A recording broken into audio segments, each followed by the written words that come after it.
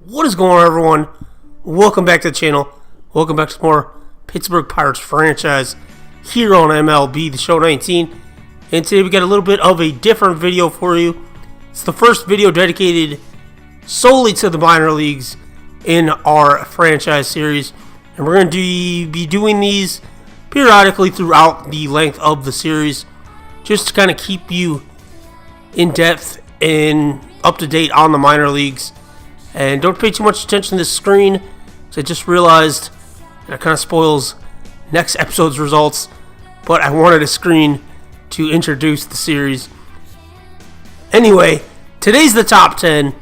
We're going to go over the top 10 prospects in our organization, starting with number 10. That is Tyler Stephenson, and we picked him up in free agency this year. The team he used to be on, I believe, was the Nationals. Gave up on him. So we're going to went ahead and grabbed him. 23 years old, 67 overall B potential. And Tyler is not a small boy, 6'4", 225 catcher. He can also play the corner outfield spots, but most likely we'll leave him at catcher. He's not the quickest guy, but he does have very good defense and major league pop already. His ETA is 2020, maybe early 2021, and we do have Joey Bart, which we'll get to later in the video, kind of blocking his way. But I could definitely see him finding a place on the major league team and contributing within the next year or so. Currently, through 52 at bats, he's hitting .212, 1 home run, 7 RBIs. He has a steal. His OPS is only .601, so that's kind of holding him back as well. And then, of course, with Bart ahead of him. But that is good for a number 10 on our prospects list. At number 9, we got Jorge Mateo, who we acquired in a trade in the offseason last year at the deadline. Or I'm sorry, not in the offseason. At the deadline last year, that was that trade where we sent a reliever, couple relievers, one being really bad Liriano, to the A's for Mateo, and we got somebody else. But Mateo is a shortstop, obviously. 24 years old, 71 overall B potential, with an ETA of 2020, so he is expected to be up with our club at some point this year. He's the first of 3 or 4 guys that are in AAA, really just waiting for a spot to open up on the Major League club to give them a chance, or waiting for someone on the Major League club to kind of get hurt or screw up. Because he is pretty much Major League ready in terms of what he's going to do in the minors. He obviously has room to grow. His contact needs to get better. Defense isn't the greatest. But for a shortstop who's not expected to hit for poppies, about where he's going to be. He's currently 62 at bats, 4 ribbies, 5 steals. He's not doing well at the plate, which is kind of concerning a little bit, so I'm in no hurry to bring him up, because we also have other guys ahead of him.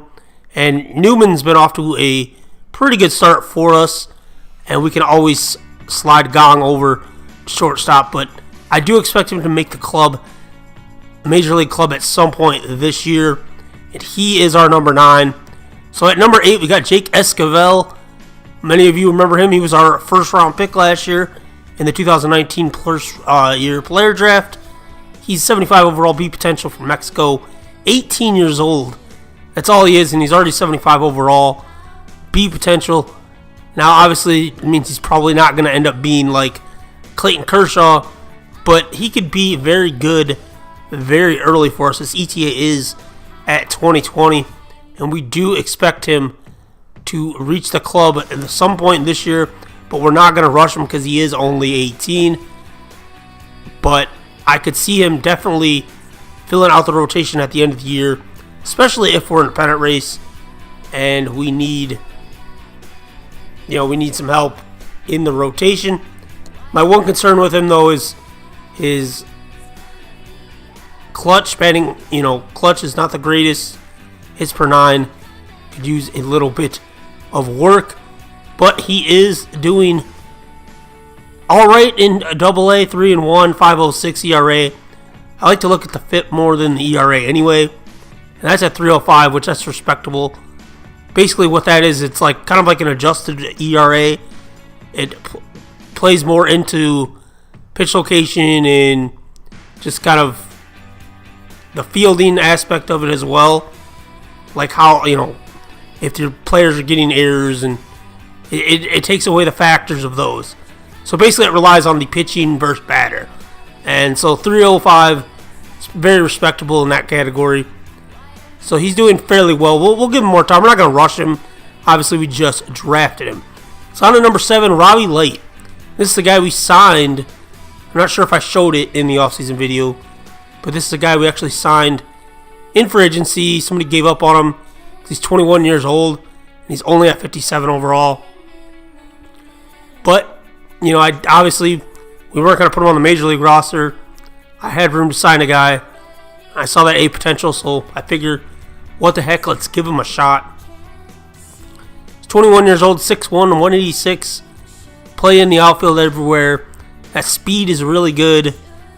But there are some concerns. His contact is not very great for being 21, and his defense lacks in everything but fielding. Obviously, with being 21 years old, it's a little concerning that his contact and defense are not where they should be. But with that A potential, I had to give him a shot, and we'll take our time with him. Worst case, it doesn't work out, but I think he could be maybe not an everyday player, but at least a kind of fourth outfielder for us. At number 6, O'Neal Cruz, and this is a guy I'm really excited about. He's 21 years old, 63 overall, A potential, left-handed bat, throws right-handed, can also play third base. He can actually play the outfield, I think, if we really needed him to, but his defensive fielding is not the greatest. And that's kind of his concern why he's not higher on the list. He's respectable at everything for being, only 21, but nothing stands out aside from his speed and his durability. So he needs some work there. Contact's all right. Power, I think, is probably as good as it's going to get for him, but everything else needs work, especially his plate numbers. But he's got a lot of potential. 6'6", 175 pounds. I could see him playing.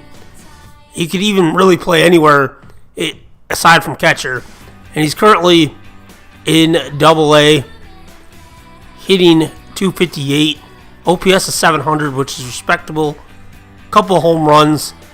I'd like to see him fill out his body a little more at 6'6", only being 175. But he is going to be pretty good, I think. On to number 5, Jason Dominguez, and he is a center fielder. Can play the other outfield spots, obviously. 19 years old, A potential, 64 overall from the Dominican. I'm very excited about him. I think he's going to be an everyday. He could be like the next Gregory Polanco for us.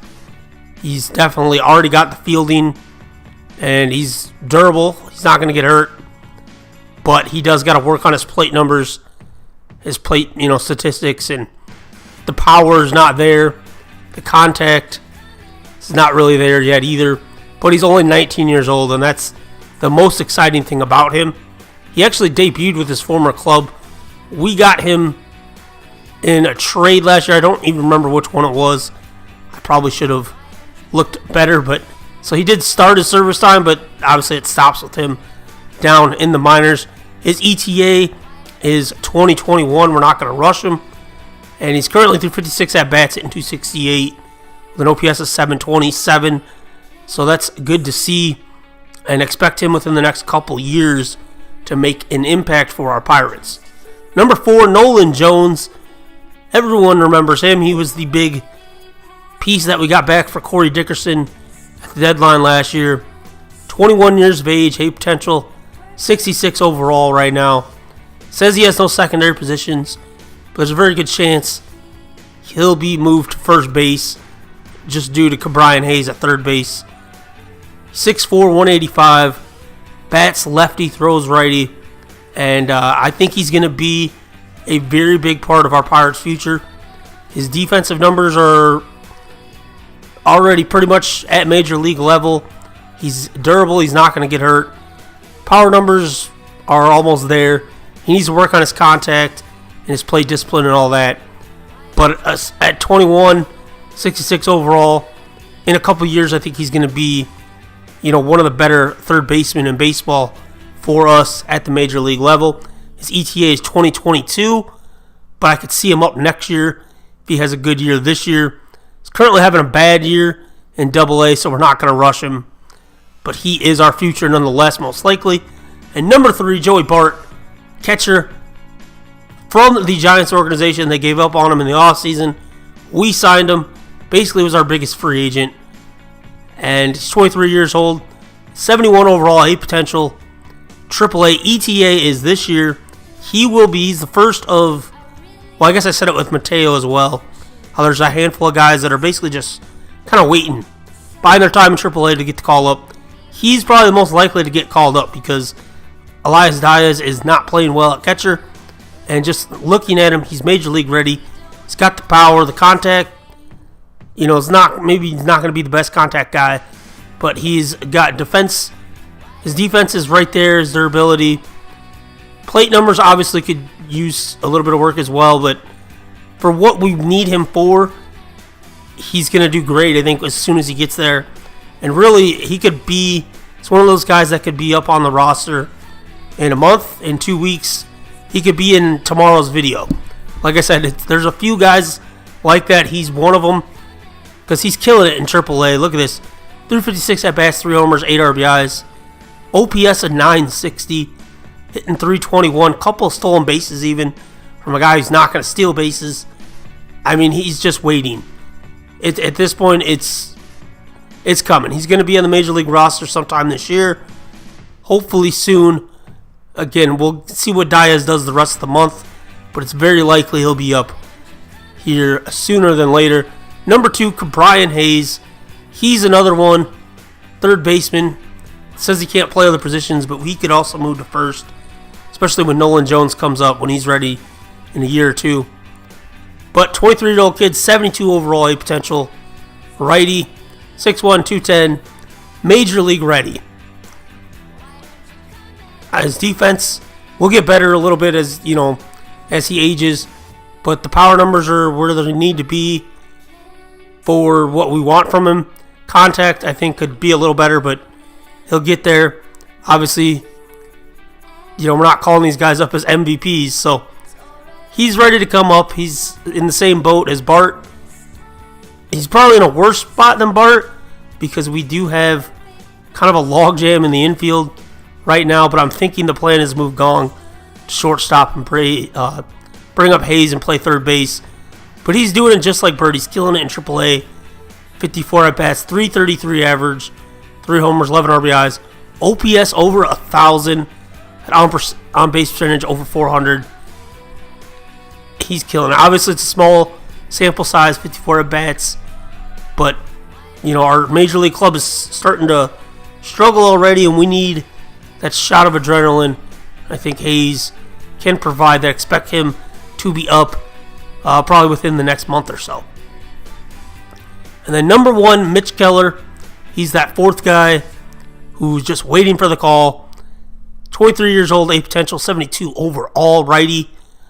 Has a 4-seamer, sweeping curve, and a changeup. And that sweeping curve is nasty. He is going to be up sooner than later. Really, it's kind of, as soon as someone gets hurt, Keller's getting the call. Or if someone keeps struggling, like I believe it's Charles Williams is having a horrible year, as well as Kingham. If those guys keep struggling, one of them's going to probably go to AAA, and Keller will get the chance. I think he's going to be a big key to us making the postseason.